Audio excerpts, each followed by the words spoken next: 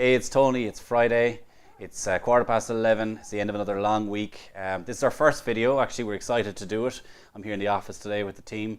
Kieran is backing up here all of the video work that we're doing. So shout out to Kieran for getting us set up and ready to rock and roll. Our first video. So I want to talk today about something that I think is crucial to any business. We've worked with lots of business owners over the last 10 years. Lots of entrepreneurs who take that brave decision to go out on their own and to follow their own path, or they spotted an opportunity in the marketplace. And I think one of the important things for us to get across to you is the importance of doing your homework and not making assumptions about what you think the market wants without actually rolling up the sleeves and engaging with your target market and spending the time to understand what the market is actually looking for and where the market is going. And I suppose there's lots of stories we can talk about, and we're going to share many of these with you over the next number of weeks, as hopefully we do more and more videos. But one story comes to mind, which was a client we worked with a number of years ago. So this is an entrepreneur who spotted an opportunity in the market, and he really did, and he saw that the market was probably being dominated by a couple of really large multinationals. And he wanted to bring a product to the market that was going to be the low-cost alternative. It was a generic product, effectively. And I think at the time he felt that the value proposition was going to be that it was the low-cost alternative. Therefore, it's going to save the HSE a lot of money in its prescription, obviously allowing doctors to prescribe the product for people to consume it.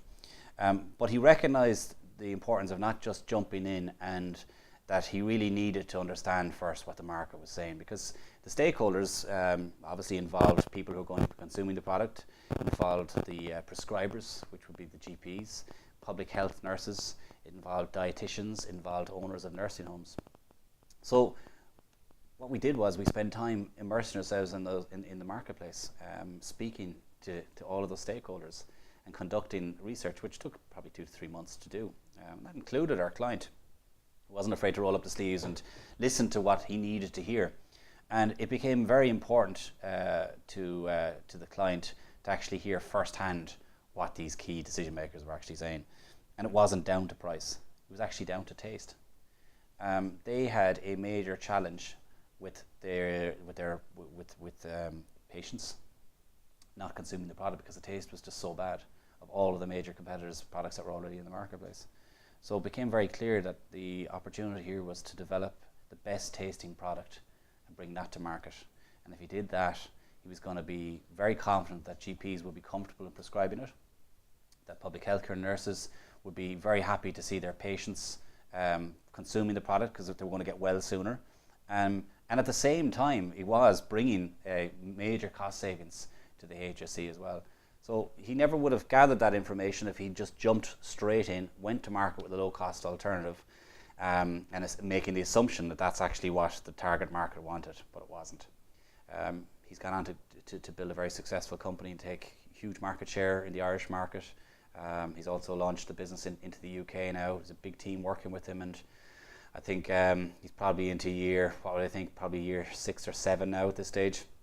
And absolutely flying it. And that's only one story of many, which is, don't make assumptions sitting at the boardroom table that you think you have the next product that's going to revolutionize a market without basing that on the hard facts and the data. And that's not just desk research, looking to see what you're finding out online. You got to roll up your sleeves. You got to get out there into the field, walk the walk, talk the talk, speak to people, ask them what are their biggest headaches, what are their biggest challenges right now. But even more crucially, really understanding where their business is going. Because you want to ensure that when you're building a brand and when you're positioning your business, that you're not positioning it for today, you're positioning for where their market is going to be.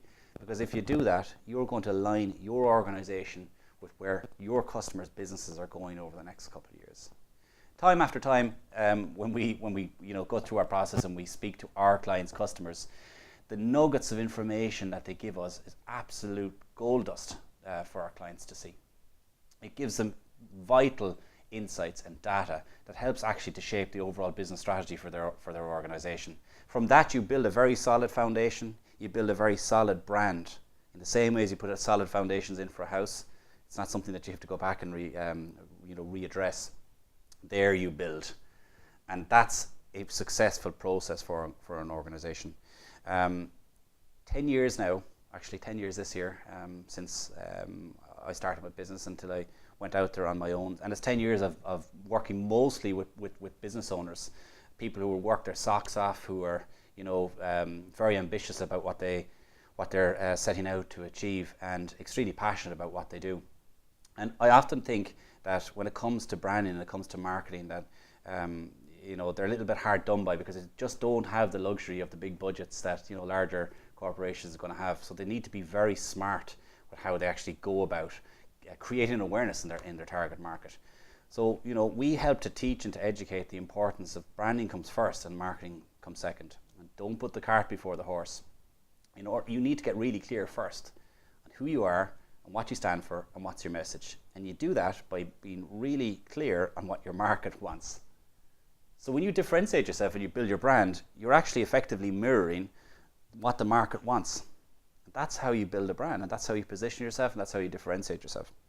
So that's just one story, that I hope might add some value to any business owners that are watching this today, and asking you the question: when's the last time you actually engage with your customers and ask them those important questions about what are their greatest headaches at the moment, what are their major challenges or pain points, what are they worried about at the moment, where is their market going over the next few years. That's crucial information to feed into your organization, so you're really clear that you're aligning yourself where the market is going and not where it's currently at. So I hope that has provided some value to you. It's our first video. I'm hoping it's the first of many. Kieran tells me that he's got me locked down for once a week, so I'm looking forward to sharing an awful lot more knowledge with you over the next number of weeks. I'd ask you to subscribe to our YouTube channel if you're interested in receiving more information from us.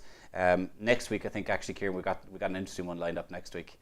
I think people might be very interested in tuning into. We're also going to do a series of interviews with some of the many clients we've worked with over the last few years to help them tell their story, how they've driven their businesses on, the challenges that they've had, how they've built their brands, and how they continue to pivot, how they continue to ensure that they're staying relevant, which is repositioning. Exactly, Kieran, repositioning themselves, because often what happens, not often what happens all of the time, you'll see an organization using a message which was very relevant, maybe 5-6 years ago, Kieran, but no longer, it's outdated, it's no longer relevant, and therefore you need to not pump a lot of money into your marketing efforts and building new websites and designing marketing collateral if that message is out of date and does not resonate with your target market anymore. So, Sinead, that's it. That's our first video. Thank you very much for tuning in, and we look forward to speaking to you again very soon.